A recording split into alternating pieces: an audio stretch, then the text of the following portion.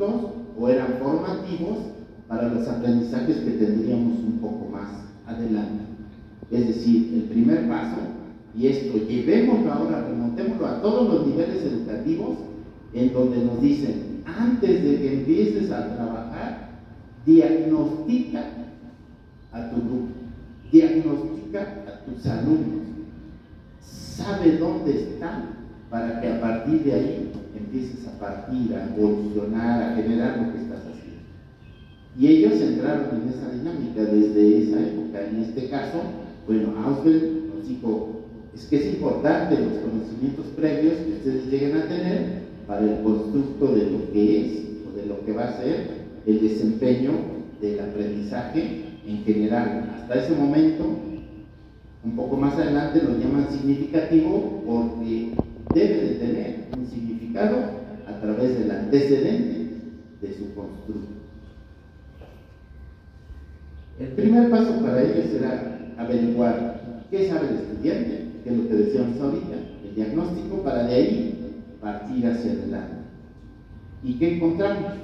Bueno, pues encontramos lo siguiente, que para él, para Ausubel, nos decía, es que es un proceso, no nada más que veas una imagen, no nada más que te digan el nombre de algo, sino es un proceso donde tu mente, se va generando ideas precisamente a razón de lo que ya traes de conocimientos previos. No se trataba de imponer, como en el conductista, un esquema de trabajo y decir, bueno, esto es, y nada más repítelo, nada más vuélvelo a hacer 20 veces hasta que logres hacerlo. Aquí se trataba de razonar que lo que estuvieras viendo lo relacionaras con los conocimientos que tenías. Claro, ese conocimiento previo, el conocimiento de origen, el conocimiento inicial, pues nosotros, en el caso de los educadores de educación preescolar y de todos los niveles educativos, tenemos que ayudarles. Somos una guía, somos el complemento precisamente de esos elementos que nosotros vamos a trabajar con ellos. Y empieza ahí el punto de decir, es que esto no es una transmisión, porque yo no soy un emisor y tú no eres un receptor. O sea, no se trata de que repitas lo que yo diga para decir que has aprendido. Se trata de que razones lo que tú has construido a través de tus diversos conocimientos para que puedas tener un conocimiento cierto.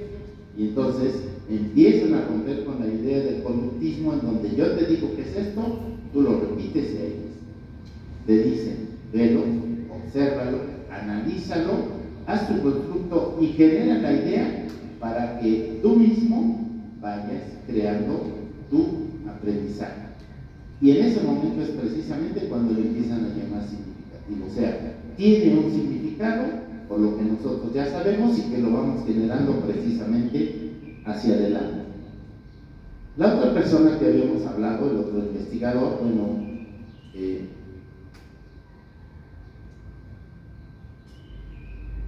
Novak tiene otras características un poco más recientes, o sea, de 1932 es la época en que nace.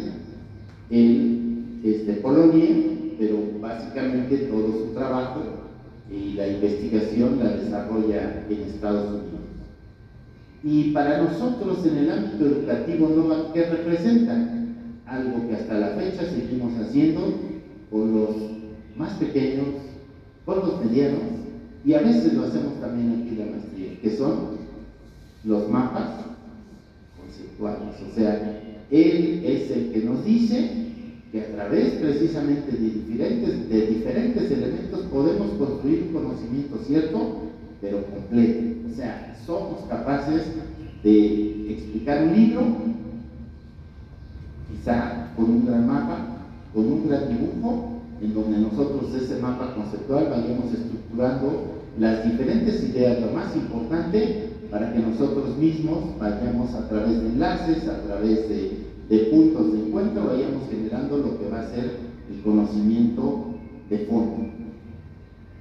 ¿Qué ha hecho este señor Novak? Bueno, pues ha colaborado con la NASA, en el Departamento de Estado de Estados Unidos, en instituciones educativas de todo el mundo, y tiene su libro que es el más conocido actualmente, que se ha traducido en cerca de 200 idiomas, Aprendizaje, creación y uso del conocimiento de mapas conceptuales como herramientas facilitadoras en escuelas y corporaciones. O sea, que los mapas conceptuales no solamente los utilizamos en educación, sino hay empresas, la misma NASA inclusive en sus mapas de desarrollo de los astronautas, de las galaxias y todo eso, utiliza los mapas conceptuales. O sea, que el conocimiento que se generó a través de NOVA, pues es básicamente en toda la experiencia, en todos los terrenos que nos ayudan. Pero parece que ya tenemos todos los elementos, ya sabemos de qué personaje estamos hablando, cuáles son sus condiciones, sus características, quién se ha dedicado a estudiar esto y qué situaciones han hecho. Vamos a pasar ahora a un experimento donde empecemos a hablar ya de lo que es el aprendizaje significativo. Este experimento es muy sencillo. Yo se lo decía hace unos días precisamente en un diplomado de alumnas de educación preescolar. Pensemos en que reunimos a 15 niños que viven en el campo y a 15 niños que viven en la ciudad. Ya tenemos a los niños, a los 30 niños sentados en el salón, y el experimento empieza en la primera imagen, que es esta. Y yo les voy a decir, de los que estamos presentes, levanten la mano los que saben qué es eso. ¿Quién va a levantar la mano? A ver, díganme, ¿quién levantaría la mano? De la zona urbana.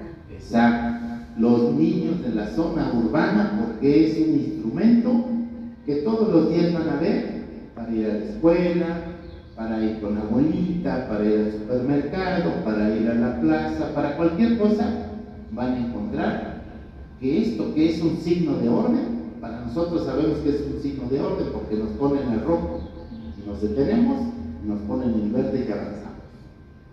Y los que están en el otro extremo, pues obedecen lo mismo, les ponen el rojo, se detienen, les ponen el verde, avanzan. O sea, nos da orden a que podamos avanzar unos primero y otros después.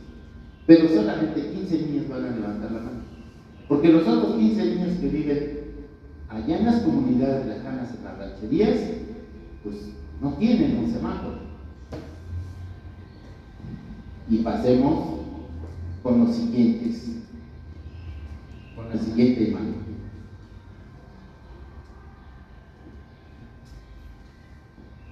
¿Quién me puede decir qué es esto? Una milpa, exactamente, es una milpa. En el mismo escenario, los 30 niños, ahí, ¿quién va a levantar la mano? Los niños del rural, o sea, los niños que en su vida cotidiana tienen una milpa enfrente, saben que ahí habrá elotes, y después elotes habrá esquites y muchas cosas, habrá tortillas. O sea, para ellos el constructo significativo es que la milpa les representa algo. ¿Y qué les representa? Bueno, pues un alimento que compartimos tanto en la ciudad, pero eso ya me estoy yendo lejos, ¿sí? O sea, para ellos esto es bien claro, una milpa. Y los niños de la ciudad pues no sabrán exactamente qué es esto. Pero vamos al tercer elemento de esta investigación.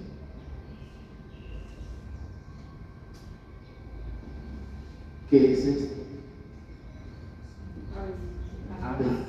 ¿Quién va a levantar la mano ahí? Ambos. Todos, ¿no? O sea, porque tanto hay aves en la ciudad como hay aves en el campo. O sea, ya esto fue significativo, es tan sencillo que todos, aún a pesar de los que vivimos aquí en la ciudad, y aquí se escuchan ahorita, creo que si guardamos tantito silencio, nos alcanzamos a escuchar. O sea, que las aves son para todos significativos. Es la naturaleza, es el campo, es una parte hermosa, es una parte bella de la vida, porque finalmente pues es algo que todos tenemos un constructo de identidad con ellos. Y vieron, fuimos creciendo, o sea, cada quien, de acuerdo a sus experiencias, a sus conocimientos previos, va teniendo y llegando a una conclusión. Y por eso les decía, a lo mejor al principio para todos van a decir, bueno, ¿cuál es el experimento? El experimento es ese, que depende de lo que nosotros sepamos o de lo que nos conozcamos o tengamos como antecedente, vamos a poder llegar al constructo final, lo significativo. Y esto, para nosotros, pues es un avance en la ciencia. A lo mejor ahorita decimos, ay, es tan sencillo que era ponerle un dibujo. Tan sencillo que era ponerle un dibujo y luego el otro, sí. Pero piensen en la edad de lo que es nuestra materia de trabajo, que estamos trabajando aquí, que son precisamente los menores de edad. Vamos a pasar a una parte ya más específica de para qué nos sirve este asunto del aprendizaje significativo. O sea, en la actualidad, para nosotros, ¿qué es esto? Pues vamos a ver qué es esto. Solamente marqué 5 partes. Hay otras, pero ahorita las que se me hicieron más relevantes fueron las. ¿Qué representa o qué es para nosotros el aprendizaje significativo? 5 elementos básicos del aprendizaje para la vida, o sea, para la vida en general, para la vida global, para que donde yo viva, en la ciudad, en el campo, en el mar, en una isla donde esté, siempre voy a tener aprendizajes para la vida.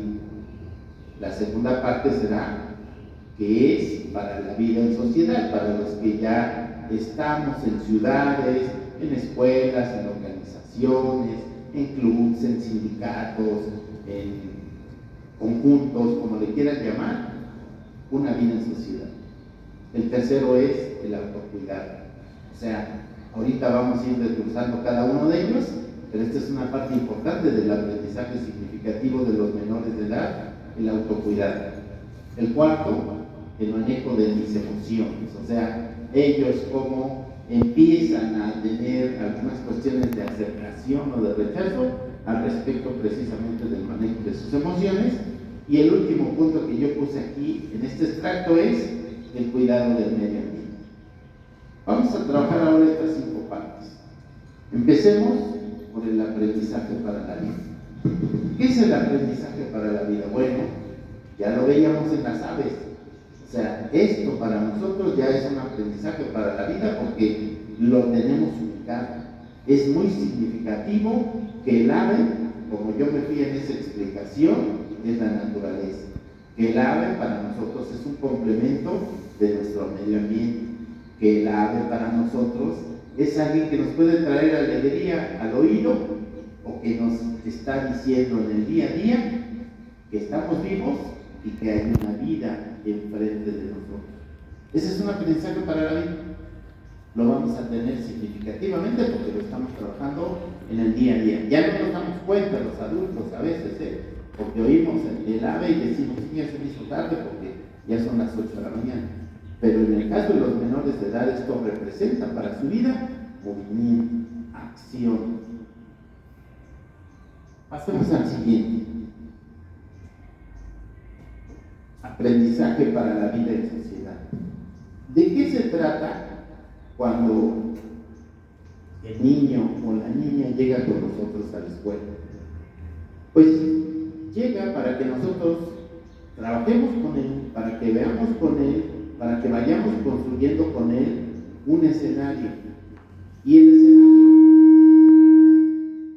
escenario que regularmente tenemos es que ellos tengan un actuar, llamémosle conducta, que tenga ciertos parámetros. ¿Cuál es el parámetro principal? Bueno, que sea respetuoso, que le infundamos valores, el valor del respeto, el valor del compañerismo, el valor de la honestidad, el valor de poder y ayudar a la sociedad en algún punto que nosotros queramos, a través precisamente de que él tenga aprendizajes para la vida, o sea, que él no está solo y que puede querer muchas cosas, pero que habrá límites en los que tiene que ir siguiendo su conducta, su vida, para aprender el rol de lo que es en la vida en sociedad. Y para él es significativo, porque a partir de aquí nosotros podemos decirle que todo en la vida tiene su tiempo, que hay caminos correctos que él debe de seguir y que nosotros somos la parte inductiva para que él continúe ese ascenso hacia su formación. Pasamos al siguiente aspecto. Y esto es una parte fundamental en su vida, el autocuidado. Porque a partir de aquí, si bien ahorita la imagen nos habla de algo que es tan común y que yo ahorita me lo tuve que quitar para que se entienda a veces lo que estamos diciendo, que es el autocuidado ante esta pandemia que estamos viviendo, es aquí donde fundamentamos al niño para su devenir personal. Tenemos que hablarle de que solamente la mamá o el papá o los hermanos deben tocar su cuerpo y no precisamente en algunas partes de su cuerpo, pero sí su cuerpo. También tenemos que enseñarle aquí en la parte del autocuidado que va a haber niños que moviendo los brazos, las piernas, jugando, o porque son inquietos o porque son peleoneros, le van a hacer un toque nada agradable porque le va a doler y porque va a llorar. Y que deberá de tener autocuidado en retirarse de eso, y no necesariamente, aunque a veces los papás la regamos aquí en el sentido de te pegó, bueno, pues ahora ve y pégale. Pero no ese es el punto. El punto es el autocuidado, que él, al sentir situaciones inadecuadas o situaciones donde se está afectando su persona, él pueda retirarse, que no necesariamente tiene que confrontar con la misma acción o con la misma actitud, sino que él se cuide y que uno de los cuidados es retirarse de los dos sitios. Pero acuérdense, lo primero que decíamos en su característica es que él al final va a buscar un adulto que esté cerca de él, y entonces deberán entender desde aquí en el autocuidado que tendrá que comunicarse, porque también es una parte que ya vimos, la comunicación con los adultos al respecto de situaciones inadecuadas que se le presentan. Que el niño extendió el brazo y le pegó, bueno, tendrá que decirle a la maestra para indicarle que recibió un golpe. O sea, esa es una parte muy importante para él, sí lo del cubrebocas, pero hay cuestiones formativas del aprendizaje significativo que deberá de tener permanentemente. Pasamos al aspecto siguiente, que no es menos importante. Precisamente como colofón del punto anterior, me pegó, y el manejo de mis emociones, a lo mejor en mi primer impulso, si lo que yo le dije en casa es responde igual porque te pegó, porque te pateó, pues simple y sencillamente el manejo de las emociones que le estamos dando es inadecuado, porque en los jardines de niños, en los kinders o como ustedes le quieran llamar, lo que los maestros o las maestras, porque bueno, también he tenido alumnos de licenciatura hombres, lo que los maestros o las maestras le enseñan debe de ser que no necesariamente en el manejo de sus emociones él tiene que responder a una agresión o a un acto que haya sufrido, sino al contrario, el manejo de mis emociones es, bueno, ok, me pegó, bueno, pues me retiro en el autocuidado, le manifiesto a un adulto lo que está sucediendo, pero tampoco tengo que colgarme en ira otra vez contra mi compañero o mi compañera que a lo mejor por error movió su brazo y me pegó, porque acuérdense que otra de las cuestiones que yo no enmarqué ahí, pero que existe, es que el movimiento de sus organismos es muy, dijéramos, indiferente. Iba a decir torpe, pero mejor lo llamamos indiferente. O sea, todavía no tiene mucho control a veces de lo que él está moviendo, de lo que está queriendo hacer. Y en este extracto, el último punto que les había yo mencionado es precisamente el cuidado del medio ambiente. Y aquí metemos a los niños en controversia, y digo los metemos porque nosotros le hablamos de que el trabajo que él tiene que desarrollar, pues tiene que tener un cauce que tiene que cuidar a las aves, el agua, las plantitas y todo lo que tenemos en el medio ambiente. Lamentablemente, cuando él va en el auto con su papá, con su mamá, con todo el mundo, lo primero que pasa es exactamente lo contrario de que lo que nosotros le estuvimos diciendo en la escuela. Abren la ventana y todo lo hemos visto. Yo no sé si alguien lo ha hecho, no puedo acusarlos de eso, pero lo que sí sé es que creo que todos lo hemos visto, que abren la ventana de cualquier auto, camión, o van en la calle caminando y la envoltura, el popote, la lata, cualquier cosa ya lo tiramos. Y eso no ayuda a cuidar el medio ambiente. O sea, al niño lo metemos en un conflicto fuerte, porque mientras en la escuela nosotros le estamos diciendo tiene que haber orden, mira, hay un bote de basura. Hay otro tipo de niños que también ya lo hemos visto, los que tenemos hijos nos hemos dado cuenta de esto, que guardan su envoltura ya, que guardan su popote ya, y que al llegar a la casa, antes de irse al baño, porque también les surge irse al baño, van en bote de basura y depositan precisamente los desechos. Y esa es una parte de un aprendizaje significativo que nosotros regularmente trabajamos con ellos. O sea, les estamos diciendo esto y ellos procuran hacerlo. ¿En dónde nos perdemos? ¿Quién sabe? A lo mejor como sociedad, a lo mejor como familia, en algún lugar cambiamos todo eso que aprendemos en cosas totalmente contrarias. Vamos a continuar con algo que representa en esta exposición los beneficios de lo que hemos visto del aprendizaje significativo.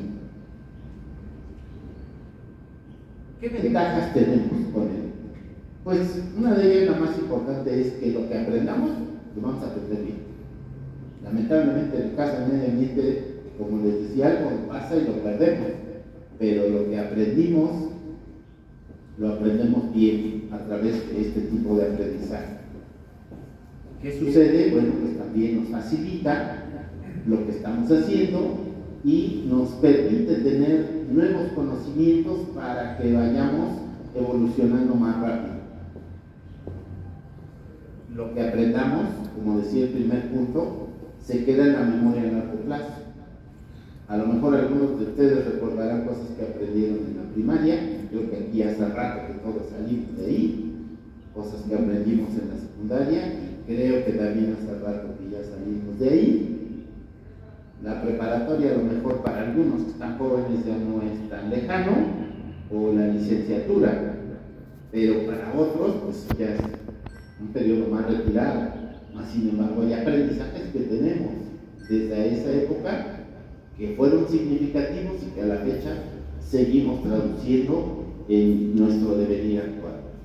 Es activo, no se detiene. O sea, el aprendizaje significativo tiene una base. Acuérdense que una vez que tengamos el constructo, cuando veamos diferentes situaciones, vamos complementando lo que nosotros ya traíamos de conocimiento. Es personal, cada quien lo tiene. O sea, yo no sé lo que sepan ustedes, a lo mejor ustedes tampoco saben todo lo que sé yo, pero bueno, hoy me toca compartir una parte y esperemos que para muchos de ustedes esto también sea un aprendizaje significativo, que esa es la clave de todo esto. ¿Qué otras cuestiones alrededor del aprendizaje significativo tenemos? La cuestión de significatividad.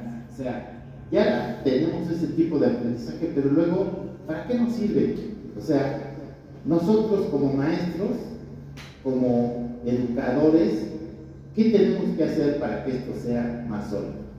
Lo primero, acuérdense, y yo he insistido en todos los niveles esto, del material didáctico. O sea, material presentado exprofesamente para el trabajo que nosotros estamos desarrollando, que nosotros estamos haciendo. Entonces, es importante que el material que vayamos a utilizar, y más en este caso con los menores, sea organizado. O sea, que tengamos claramente qué le vamos a enseñar y que esos materiales sean precisos, que tengan una significatividad para él. Una cuestión psicológica.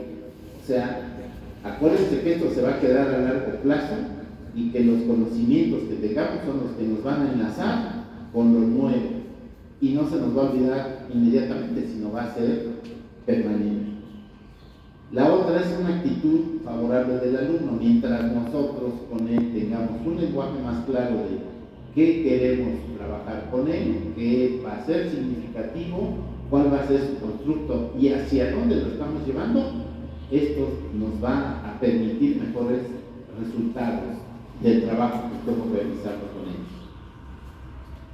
La siguiente parte es qué tipos de aprendizajes significativos podemos tener a la mano. Y el primero es el aprendizaje en representaciones.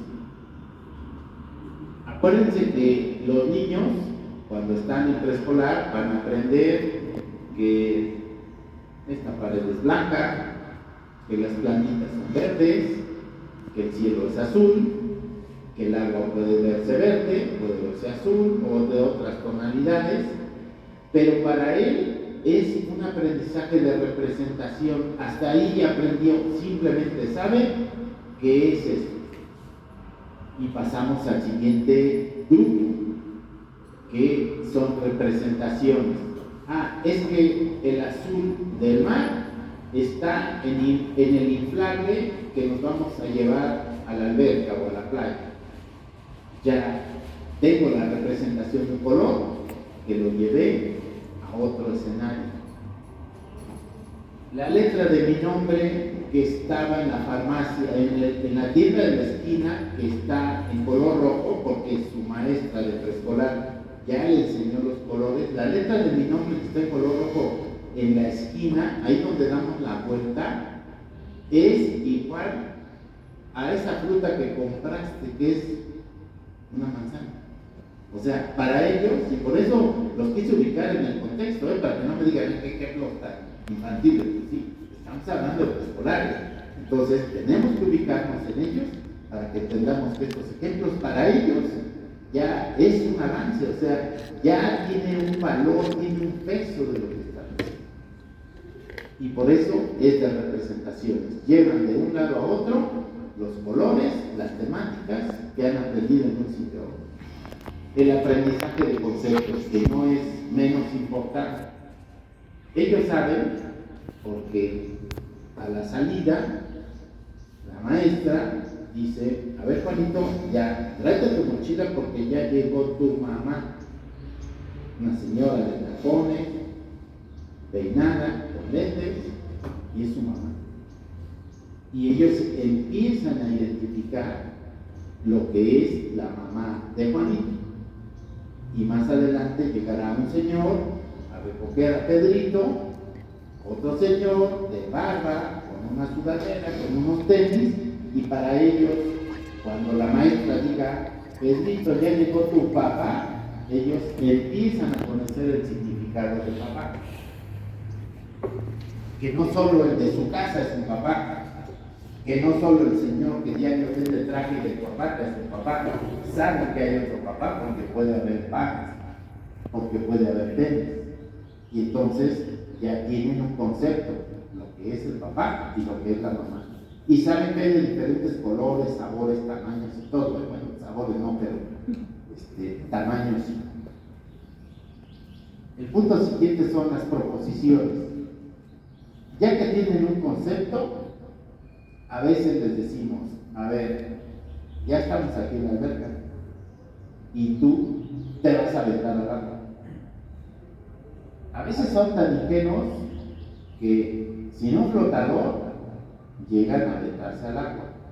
Pero si son un poquito listos, dicen: ¿y quién me va a cachar del otro lado? ¿Quién me va a agarrar? ¿Quién va a estar ahí para que a la hora en que yo me aviente a la alberca pueda salir? Porque saben que el peso los va a llevar a hundirse, porque lo ven, y porque cayeron al agua en la primera ocasión y se fueron al fondo y vieron agua y se espantaron o lloraron, y algunos se ríen. O sea, depende mucho del escenario en el que estemos trabajando con ellos. Entonces, cuando el aprendizaje por proposiciones ya se tiene un concepto, ellos empiezan a seleccionar qué cosas sí y qué cosas no. A veces sabemos adultos tramposos que los engañamos, pero no con la intención, en la mayoría de las ocasiones, de dañarlos, sino a veces para que tengan un aprendizaje diferente o para que prueben otro tipo de cosas. ¿De qué?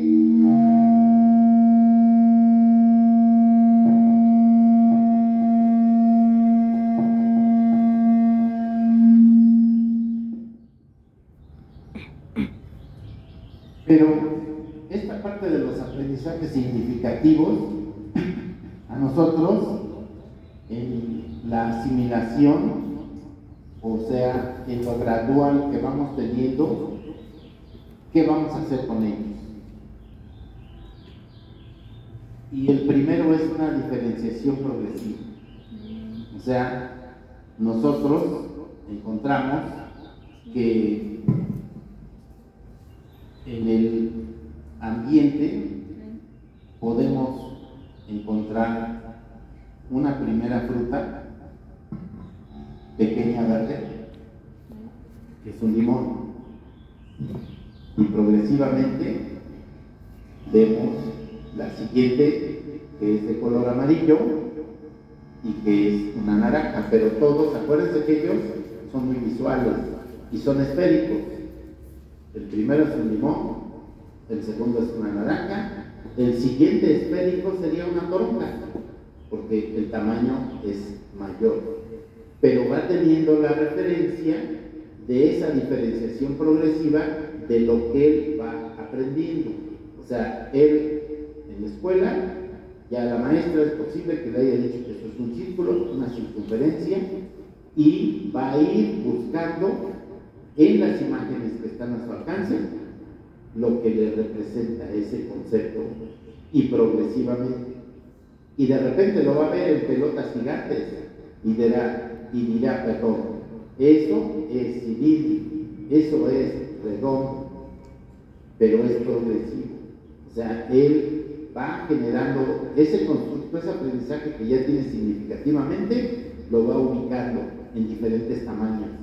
Sabe que eso es cilíndrico, que es redondo y que lo va a ir llevando precisamente a la construcción de algo. El siguiente punto es por reconciliación integradora. Cuando un concepto nuevo es de mayor grado de inclusión que los conceptos que el alumno ya conocía, ¿a qué nos referimos? Y esto ya para ellos es un poco más complicado. Este niño que está ahí es tu hermanito o tu hermanita, y esta es tu familia. Y cuando vamos a la reunión dentro de 2 semanas, vas a ver a toda la familia. Y entonces llegamos y le decimos, y este es tu primito, este es tu tío, este es tu abuelito, y entonces el niño trae la construcción de algo que ya hasta ese momento había tenido cercano, y sabe que tiene una extensión integradora, porque todos los que están ahí, su papá, su mamá le dijo que eran su familia, pero primero le había dicho que su familia era su mamá y sus hermanos, y luego se fue a otro plano porque le dijo, ahora todos los que están aquí es tu familia. O sea, integra a su familia corta con su familia larga. ¿Cuál sería la familia larga? Bueno, los primos, los tíos, los abuelitos, y a veces ahí están coladas las comadres, los compadres, y como se quieren mucho, pues también le dicen que son de la familia. Entonces el niño, en ese constructo básico de lo que es su familia, tiene que ampliar, tiene que tener una cuestión integradora y saber que no solamente los que están diario en su casa, quitándole la comida o peleándose por el agua o algo, que no solo es su familia, sino que hay otros seres integrados a su familia, pero que no los tiene inmediatos, que están diferenciados, y en el caso ya de algunas familias, bueno, pues cuando llegan a otras ciudades o cuando llegan a otros países y le dicen, y estas personas que están aquí también son tu familia, y el niño va poco a poco construyendo, ampliando, integrando a todas las personas que ve en su nuevo concepto de lo que tiene. Y por último, por combinación, como nos decía Auswell, los primeros conocimientos de algo que yo fui generando, más la cuestión integrativa de la reconciliación integradora, pueden llevarse. ¿Qué? Pues que cuando estoy en la reunión familiar, hay limones, hay naranjas, hay toronjas, hay sandías, hay balones, o sea, estoy mezclando los dos conocimientos que el niño ya tenía, unos en una parte y otros en otra. Continuaremos en la última parte de esto. Pero ¿por qué es importante o a dónde nos va a llevar el aprendizaje significativo? Pues nos va a llevar a varias cosas. La primera, a promover la apertura del aprendiz hacia, parece redundante, hacia el aprendizaje. O sea, le estamos llamando al aprendiz, al alumno, al niño, a la niña. Y si nosotros, y esta es la parte que también nosotros ya sabemos muy pedagógica y didácticamente, motivamos el aprendizaje, vamos a lograr, vamos a generar que el niño o la niña tenga aprendizajes más claros. Pero tenemos que motivarlo, o sea, no hay generación espontánea y decir, a ver, ya te puse esta plantita aquí y a ver ahora qué te inspira. Tenemos que hablarle de aromas, hablarle de estética, hablarle de lo que nos ayudan las plantas hacia la naturaleza, a que los seres humanos las ocupamos precisamente como en estos eventos para adornar y en otros pues las ocupamos para que los lugares se vean adecuados, para que se genere más aire puro. O sea, tenemos ya que irles poco a poco abriendo el panorama, pero en la medida de los niños que nosotros vayamos teniendo. ¿Qué otra parte de las estrategias nos ayuda? Bueno, cuestionar el status quo del conocimiento. O sea, el niño, dentro de todas sus preguntas, conforme va creciendo, a los 6 años a veces ya nos hace preguntas difíciles. Pensemos en alguna cuestión de dónde vienen los niños. Y nosotros, pues, a la tradicional, siempre les decíamos antes de la cigüeña y ahora ya no nos creen.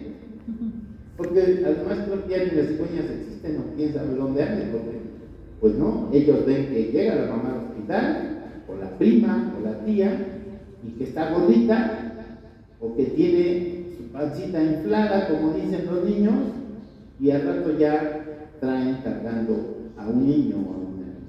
O sea, ya saben precisamente que esa parte del conocimiento para ellos es vital, y tenemos que decírsela con claridad. Tu mamá, tu hermana, tu tía, está embarazada y trae en su pancita, porque tenemos que hablarles en el idioma que ellos entienden, no decir que, mira, en el vientre se terminó un ser humano. O sea, no se metan en tanto rollo, díganle a los niños las cosas en un lenguaje que lo entiendan. Claro, poco a poco tenemos que irlos puliendo. No quiere decir que una vez que lo dejamos ahí, nos estacionemos, pero para que él pueda entender lo básico, tenemos que hablarle con claridad. En la panza de tu mami, en la panza de tu hermanita, hay un bebé que está creciendo, todos los días crece, nos escucha, tenemos que ser alegres con ese bebé, porque también lo que estemos haciendo afuera, él lo siente, lo entiende, lo reconoce. Entonces, tenemos que entrar con los niños en una nueva dinámica. El punto 3 sería manejar la diversidad y la variabilidad de los estímulos. A veces uno piensa que los seres humanos en automático nos ponen verde y nosotros nos seguimos, y nos ponen rojo y nos detenemos. Y a lo mejor es el semáforo sencillo. Pero en la actualidad, acuérdense que ya las redes, la electrónica y todo lo que existe en internet, ellos ya lo conocen. Entonces, tenemos que darle variedad en lo que estamos haciendo con ellos para que su aprendizaje sea más claro, más significativo, de mayor apertura. O sea, antes nos esmerábamos en dibujar en el pizarrón, bebés y todo. Pues ahora hay que mostrárselo a través de imágenes. Hay videos donde se ven muchas cosas, que a su edad, o sea, estoy hablando que seleccionemos los materiales, eso ya lo vimos, que tiene que estar ad hoc a los alumnos con los cuales estamos trabajando, pero no nos perdamos en una sola cosa, o sea, ya lo tradicional se rompe, y ahorita lo vamos a ver, que es la última parte. La cuarta parte es hacer relevante el aprendizaje para el alumno. ¿De qué le va a servir lo que nosotros le estamos enseñando? Pues les va a servir para vivir en sociedad, para ordenar su cuarto, para acomodar, para convivir con sus compañeros, para que se pueda comportar en la calle, para que cuando vaya con su mamá al súper sea ordenado. O sea, todo lo que nosotros estemos trabajando con él es una parte importante y tenemos que darle un significado de lo que está haciendo. Y por último, ya estamos por cerrar, es elevar el nivel de la conciencia a través del feedback. El feedback es que yo reviso lo que estoy haciendo, veo si lo que estoy haciendo es adecuado, veo si lo que estoy haciendo es conducente, pero lo más importante del feedback es que yo no me cierre y que a lo mejor hasta aquí hice algo, pero que puedo generar cuestiones innovadoras al respecto del mismo trabajo que estoy haciendo. O sea, si no evolucionamos en lo que estamos haciendo, nos vamos a quedar en lo mismo. Y el feedback es revisar lo que estoy haciendo y no decir, le voy a poner un punto, una coma. No se trata de eso. Se trata de ver cómo puedo mejorar el trabajo que estoy haciendo, cómo puedo generar mayores situaciones de lo que estoy haciendo. O sea, revisarlo para ser mejor, crear, innovar, generar.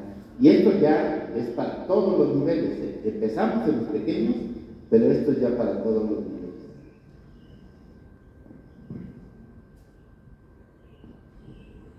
Ha sido para mí un verdadero placer trabajar esta mañana aquí con ustedes. El tema es de por sí interesante, es atractivo y espero que pues, les haya servido de mucho, no de algo, sino de mucho, y hagan su feedback todos los días. Vean ahora cómo tenemos que mejorar, cómo tenemos que evolucionar, cómo tenemos que crecer todos los días en lo que estamos haciendo como educadores. Muchas gracias.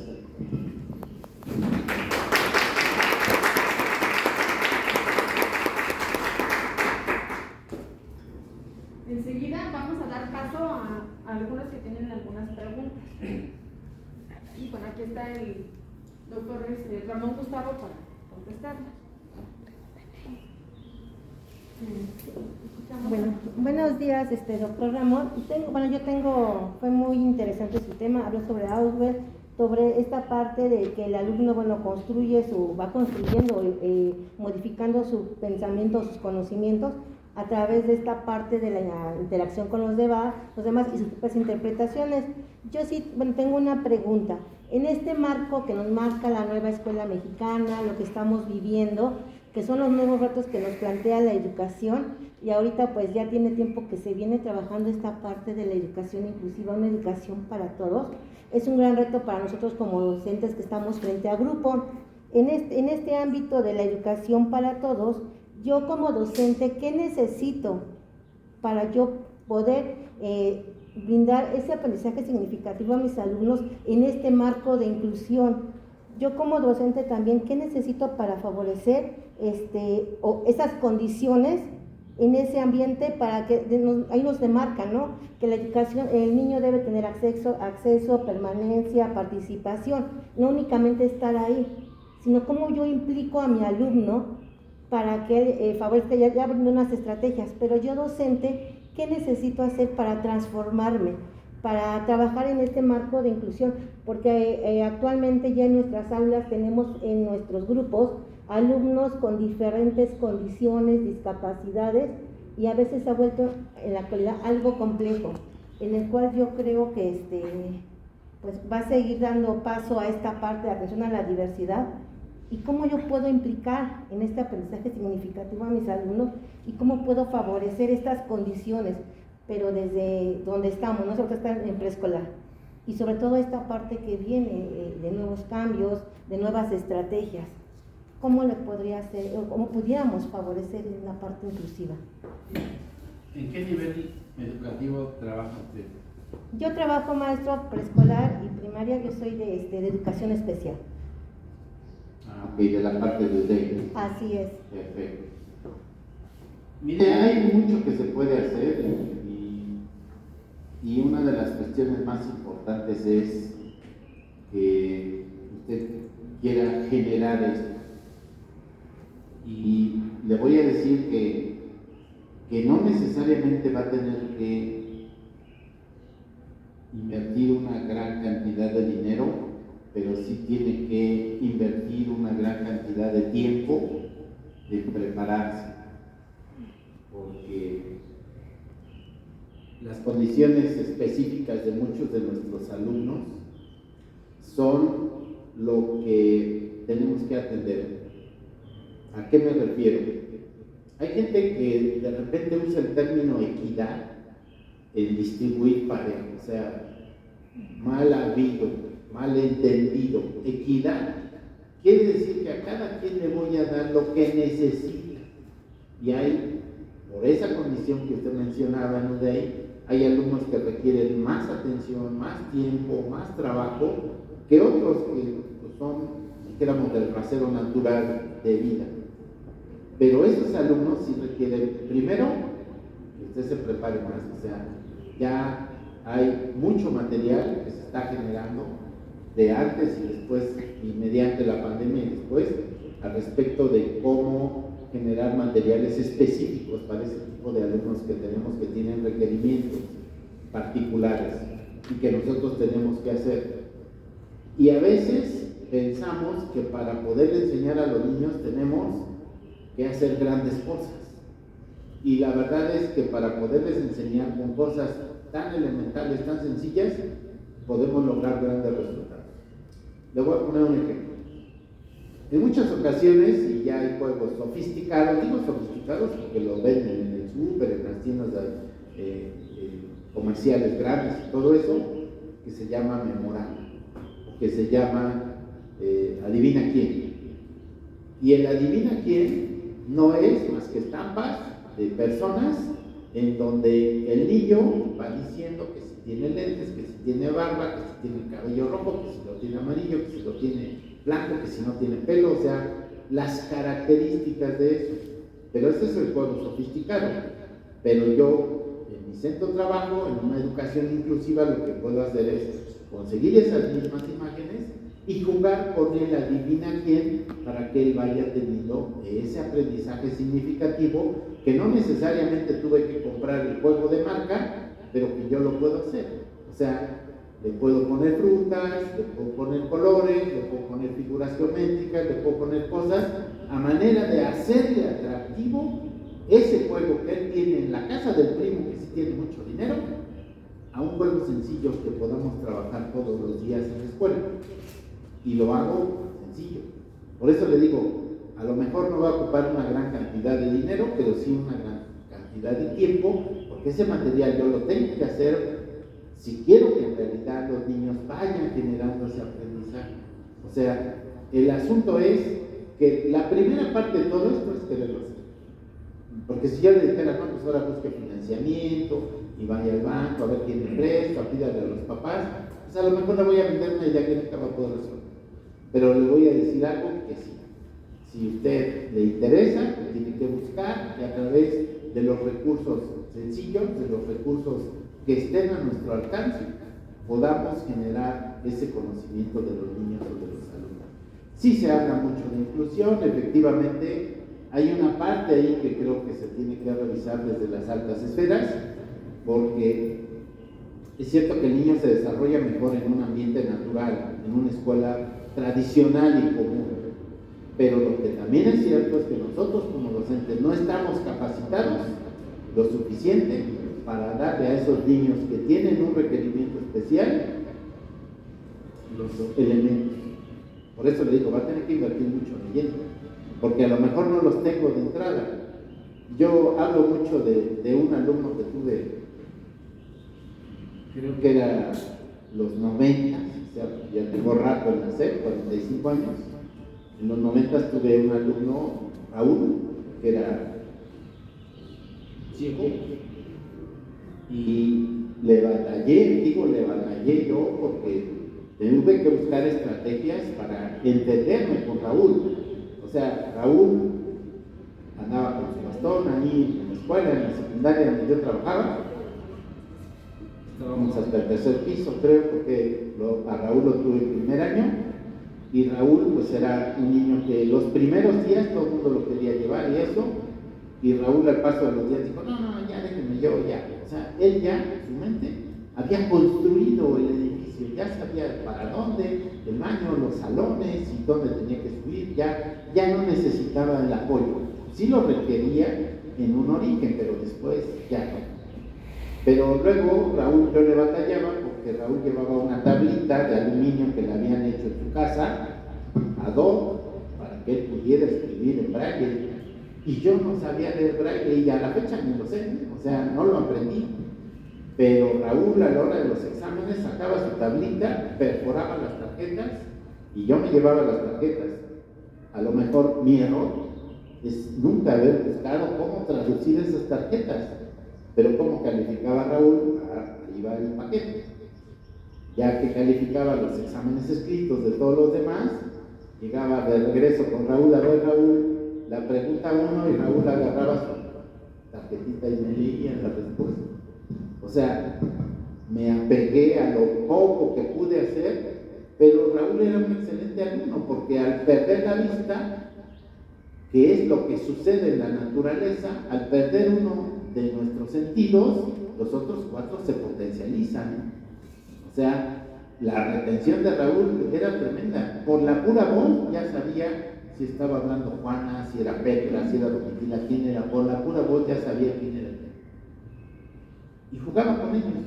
O sea, Raúl, hasta la fecha, creo que el día que me muera voy a poner un monumento a Raúl, porque Raúl para mí fue un reto, una cuestión atractiva, formativa hacia mí. Y digo que sí nos faltan elementos para atender a estos niños, sí nos faltan. O sea, sí es lo mejor que estén con nosotros en las escuelas, pero también hay escuelas especiales para ellos, en donde a lo mejor ese potencial todavía puede brillar más. O sea, Raúl a lo mejor si hubiera estado en la escuela de ciegos de ahí de Mixcalco, no sé, hubiera sido un superhéroe o algo así por el estilo, pero yo por lo pronto y todos los que trabajamos con él en ese año, pues hicimos una parte para que Raúl brillara. Por eso sé el tema de que requiere algunos elementos para que los niños puedan potencializarse, pero bueno, ya le di algunos ejemplos, espero que les sirvan. Gracias. ¿Alguna otra pregunta que tengan aquí? Sí, surge más bien una preocupación cuando habla de agentes, somos agentes facilitadores. Sin embargo, en este proceso que hemos vivido de regreso a las escuelas, nos encontramos con diferentes retos dentro de las escuelas con los niños. Y uno creo de ellos es, encontramos una sobreprotección o una sobreexposición al ambiente familiar, de tal manera que podemos hablar tal vez, o se habla de un rezago escolar, precisamente pues por todas estas carencias que se han presentado por la falta del estímulo de escuela. ¿Cuál es su perspectiva? ¿Qué tenemos que hacer los docentes para poder acortar esta brecha o estas problemáticas que se vienen presentando desde el lenguaje, desde la comprensión en los niños de preescolar? Creo que no solo los niños de preescolar quedaron afectados, también nosotros. La sociedad, pues, en general. Y el rezago se dio por una cuestión natural, porque de repente en marzo del 2020 nos dijeron: pues ahora todos a su casa, cuídense. Esa fue la única parte positiva, no solo en México, sino en todo el mundo. Pero a partir de ahí no estábamos preparados para lo que venía y lo que vivimos durante 25 meses, porque 25 meses estuvimos prácticamente, pues los adultos a lo mejor entrando y saliendo, pero haciendo un trabajo en línea. Y sí nos generó un rezago, es cierto, un rezago educativo, un rezago emocional, un rezago personal, un rezago social, muchas cosas. pero valoremos si valió la pena el rezago. Y creo que sí, porque estamos vivos. O sea, a lo mejor esa es la parte primordial que tenemos que ver. Estamos vivos, sí nos rezagamos, sí perdimos como sociedad, como docentes, como papás, como alumnos, todos perdimos, pero la parte benéfica de todo esto es que estamos vivos. Ahora vamos a iniciar nuestra etapa de recuperación, pero no se vale que nos vendan el sueño de que alargándonos un calendario escolar o diciéndonos que con 10 días más o algo, no es cierto. Así como fue gradual la pérdida, es gradual la recuperación. Pues si no es magia, ni la medicina hace eso. O sea, la medicina sabemos, cuando tenemos tratamientos a largo plazo, que es día a día estar tomando el medicamento para que podamos recuperar la fortaleza y todo. Y todos vamos a tener que estar así, estarnos recuperando durante bastante tiempo para que el tratamiento dé resultado. Sí tenemos que atendernos en algo que es fundamental, la parte socioemocional.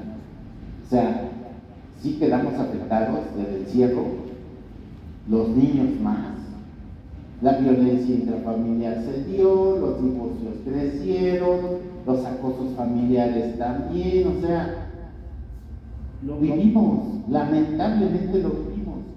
Ahora vamos recuperándonos a eso que se perdió, y en todos los niveles, sí. Imagínense, yo les he puesto este ejemplo en muchos escenarios. Imagínense nosotros, yo ya ando arriba del 6º piso y no sé, a lo mejor aquí hay del 4º, del 5º piso, que sabemos que los sismos, las inundaciones, muchas cosas nos hacen resguardarnos o quedarnos en un espacio durante algún tiempo. Ya lo sabemos, o sea, el más reciente, el sismo del 17, pues nos obligó a estar encerrados como un mes y medio, no sé, algo así más o menos, en promedio. Pero sabíamos, porque nuestra mente, nuestro constructo y nuestro aprendizaje significativo es que esto es temporal y que vamos a regresar y vamos a salir. Si los adultos nos costó trabajo, nos cuesta trabajo a veces entender esto, imagínense un niño que apenas está, acuérdense, que apenas está construyendo su escenario, su vida. Pues lo sufre más. Pero sí, el proceso va a tener que ser largo. O sea, no podemos decir que ahorita vamos a subsanar todo lo que hay, no. De por sí ya traíamos un atraso, y a esto le sumamos una cuestión involuntaria, porque no fue algo que nosotros hayamos generado para perjudicar a nadie, sino nos resguardamos, nos cuidamos y estamos vivos, y ahora pues empecemos el proceso de reconstrucción, de regeneración. Así como en el sismo se cayeron las casas y ahora tenemos que reconstruirlas, la educación es un proceso igual, poco a poco, es gradual, pero no debemos dejar de hacerlo y pensar de veras que no hay parches mágicos, no es, ahí están 10 días más de trabajo y con eso recuperas 25 meses.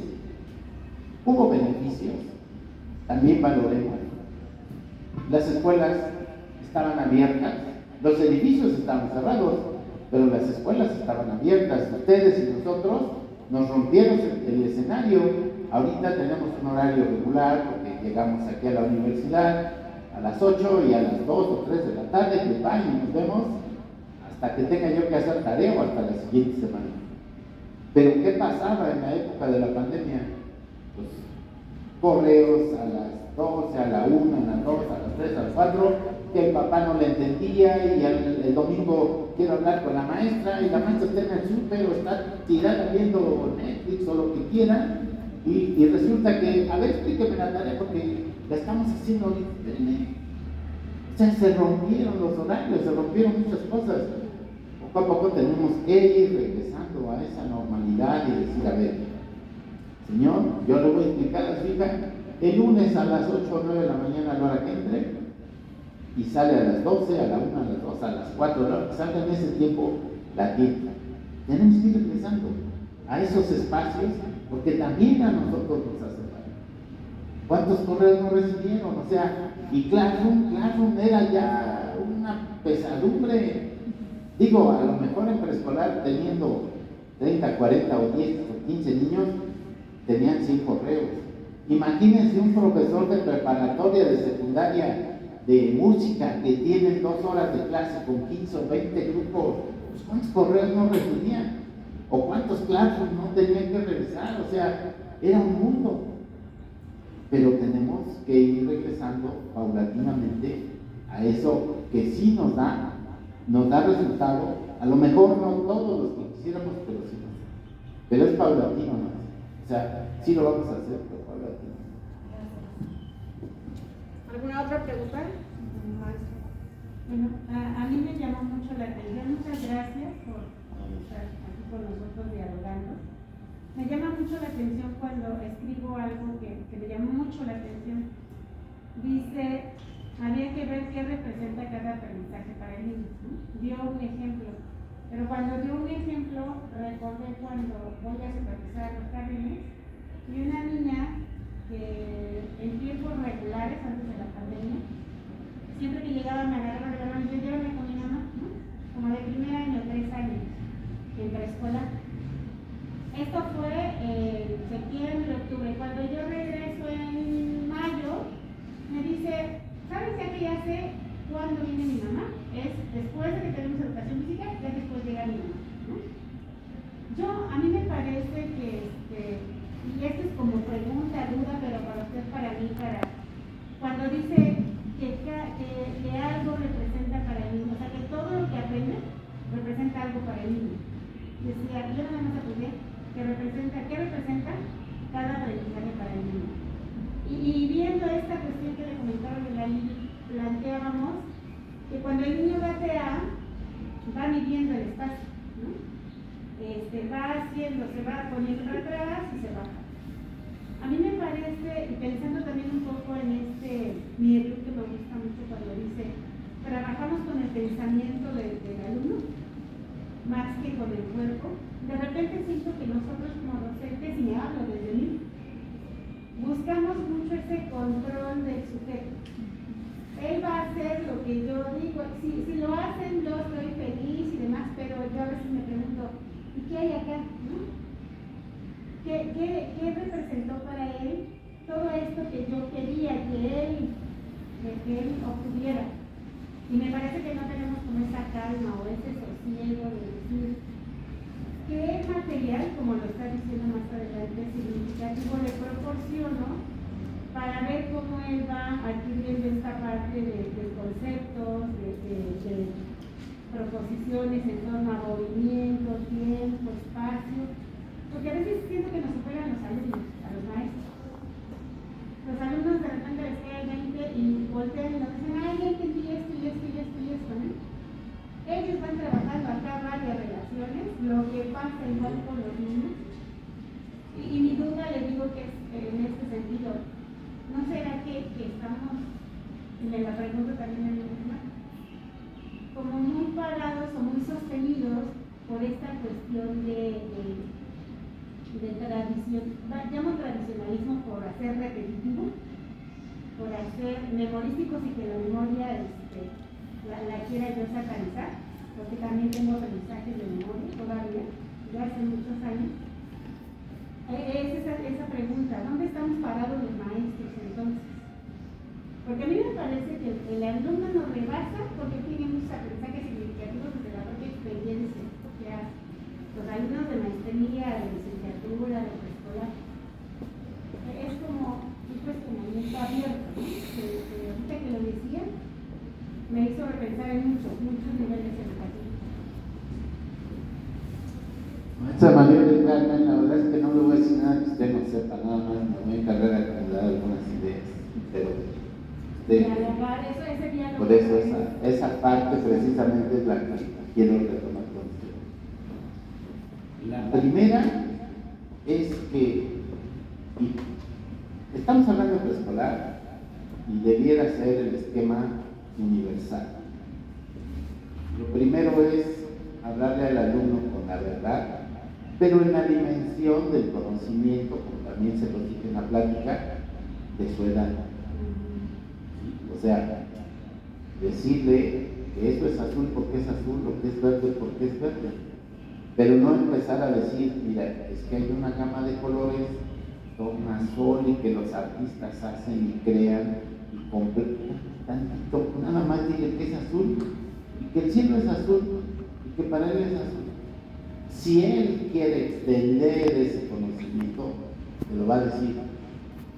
¿Y qué fue lo que pasó con la niña? Bueno, la niña llevaba 2 años de estar encerrada con la mamá. Por eso lo primero que le decía a usted al llegar, llévame con mi mamá, porque se sentía segura, porque estuvo 2 años en su casa con la mamá, al 100. Entonces quería seguirse sintiendo segura. Ese era el concepto que ella traía, seguridad. Y para esa seguridad, lo que representaba era su mamá. Estando con la mamá estaba segura. Y ella por eso quería ir con la mamá, para sentirse segura, para volver a sentir ese calor emocional de estar seguro.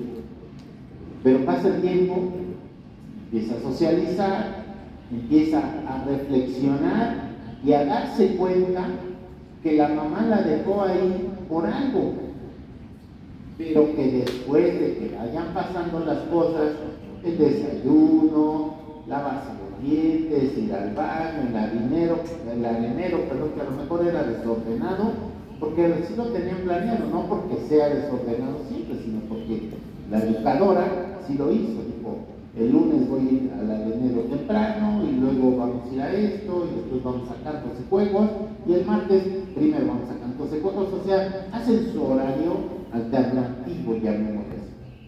Pero lo que sí pudo identificar la niña es que después de educación física, después de que estiro los brazos, brinco, salto, muevo un brazo que dicen que es el izquierdo y luego muevo otro que me dicen que es el derecho y luego giro mi cuerpo, después de eso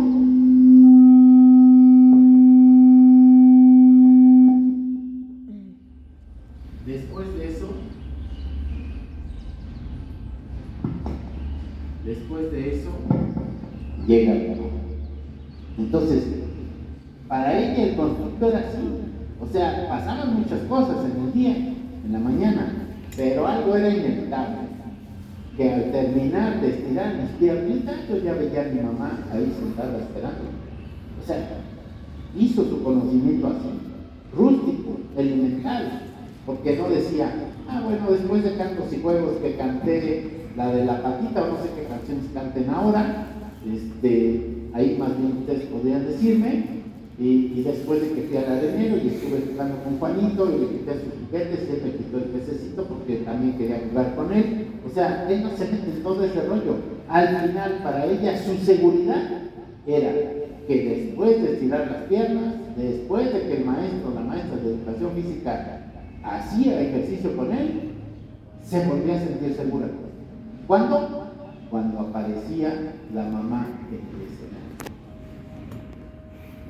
No sé si esto ayude, maestra, pero si no, por lo menos ya la conocí un poquito más. Yo creo que el diálogo enriquece. A mí me pasa que, y estos espacios son los que yo quisiera como que entendieran que son enriquecedores. ¿Qué habla el otro que yo entiendo, que yo no entiendo, que sostiene lo que sé, lo que no sé? Porque también se vale, desde lo que no sé, entender hacia dónde quiero ir. Pero esta parte de, yo creo que hay que repensar este vínculo docente-estudiante. ¿Desde dónde estamos parados los docentes? Desde tener una repetición, una reproducción, desde este movimiento de la representación, de cómo yo me vinculo con el estudiante, que el nivel que se le preescolar, que para mí yo soy educadora de y es excelente, me gusta, pero también desde aquí, desde donde estamos parados frente a los estudiantes. Gracias. Sí, es un escenario interesante, Quiero comentarles como complemento de todo esto. He tenido cualquier cantidad de grupos de preescolar, y por eso les decía, hombres y mujeres, Creo que hombres ha habido 3 o 2, no sé, muy poquitos, y la gran mayoría son mujeres. Y parte del orgullo es que la gran mayoría son educadoras, volumen mayor. Algunas de mis alumnas, algunas áreas ya son supervisoras. Tengo también una directora operativa ya, que fue mi alumna. O sea, creo que algo hemos hecho por este trabajo, ¿no? Y precisamente, pues ojalá entiendan que estas sesiones de diálogo, de intercambiar ideas y de hablar el idioma, y por eso los ubiqué en el rollo, porque si yo me meto de plano al aprendizaje significativo, los confundo a ustedes y no llegamos a buen fin. Creo que lo logramos, creo que el asunto es bastante claro, pero pues la maestra María del Carmen tiene razón. El sustento de todo lo que hacemos educativamente hablando es este diálogo sincero, donde no nos empecemos a endulzar el oído, porque no se trata de que yo quede bien con ustedes y ustedes conmigo, que digamos las cosas como son. Nos trae un escenario, no sé, diferente ahorita en el ámbito educativo nacional, ante el hecho de que creo que nos hemos ido más por la prensa que por lo real. La prensa nos vendió algunas cuestiones del cambio educativo que pareciera, no lo sé, vamos a ver cómo se van desarrollando las cosas, que hace falta pulirlo más. O sea, hasta ahí me quedo, hace falta pulirlo más. ¿Cómo? Pues lo más importante es que nosotros tengamos el feedback de que tenemos que seguir generando cosas, seguirlas creando y no quedarnos en donde estamos. En el momento en que, hasta el dicho natural lo dice, que cuando algo se estanca se echa a perder. Entonces, si nosotros como docentes nos estancamos, ya tenemos algo. O sea, ya no es raro que a los niños les pasemos un video. Antes ni aparatos teníamos, no, ¿para qué? Ni le van a entender. Ahora ya sabemos que sí, que si lo entienden, que los ven, que están a su alcance, que podemos hacerlo y que puede ser bastante productivo. Entonces, no dejemos de generar, o sea, hay que evolucionar poco a poco. Tampoco puedo decirles que es de la noche a la mañana y que todo va a estar a nuestro alcance, pero mientras no dejemos de hacerlo, es cuando vamos a poder crear o generar. Y levántense de veras todos los días, por lo menos, esperemos que retornemos a los 190 días, que parece que sí, con el ánimo de que cada día hagamos algo, pero hagamos algo por los niños, cada quien en el nivel donde esté. Yo sé que tenemos diferentes niveles educativos, pero levantémonos con la idea de que todos los días podemos hacer algo por ellos. Y que esto, como se los dije hace un rato, pues sí perdimos, todos perdimos. Algunos hasta daños colaterales tenemos. Seres que queríamos, personas que queríamos se fueron. Pero esto tiene que seguir adelante. Tenemos que seguir avanzando. Y les digo, el mayor privilegio de todos es que estamos aquí. Y ya que estamos aquí, pues sigamos dándole a los niños lo que se requiere. Procuremos que lo que hacemos en el día a día fortalezca el trabajo que tenemos como compromiso. Hay algunos que ya llegamos aquí, les digo, yo tengo 45 años y no llegamos a ser un millonario ni a nada por el estilo, sino llegamos a tratar de invertir algo que estamos convencidos que es que este país mejore a través de los materiales humanos que tenemos, nuestros alumnos, los de preescolar, los de primaria, secundaria, preparatoria, y si alguien, bueno, como la maestra María del Carmen y yo y los demás compañeros ya trabajamos en profesional, pues no detengamos el avance para poder seguir adelante. No sé si hay alguien más. Sin más por el momento, agradecemos su apoyo y colaboración del doctor Ramón Gustavo por venir a este seminario, así como los que asistieron tanto de manera presencial como de manera virtual. A continuación, pues les pido un fuerte aplauso para el doctor.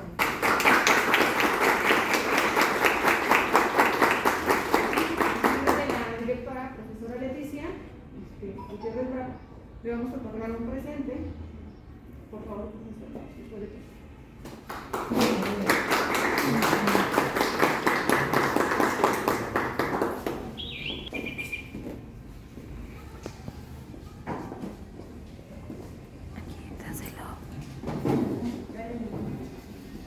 Doctor Gustavo, es un placer que nos haya acompañado.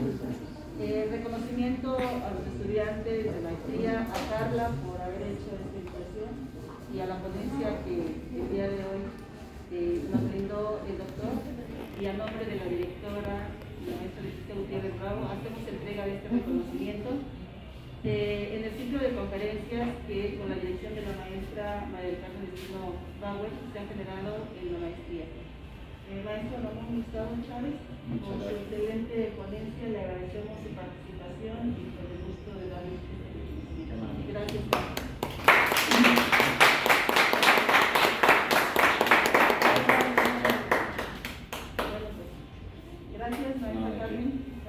Gracias.